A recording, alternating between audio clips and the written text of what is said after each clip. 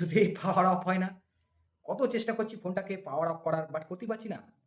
কি এমন technology use করেছে যে আমরা পাওয়ার বাটন তো প্রেস করে যদি ধরে রেখে আপনি অফ করার চেষ্টা করেন, অফই হবে না। করার জন্য কিন্তু অবশ্যই আপনাকে শিখতে হবে, জানতে হবে। নাহলে কিন্তু আপনি পাওয়ার অফ করতেই পারবেন না।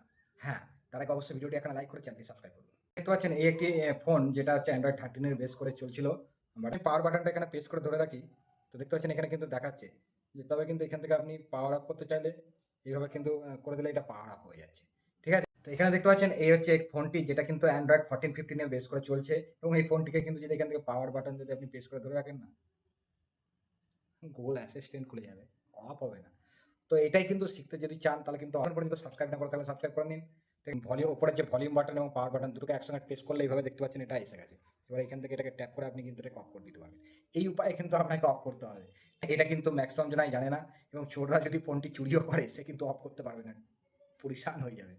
তো এরকম কিন্তু ইন্টারেস্টিং টেক রিলেটেড যে টিপস যদি দেখতে চান বা ট্রিক দেখতে চান অবশ্যই কিন্তু আমাদের Instagram পেজে কিন্তু ভিজিট করতে পারেন। Thank you.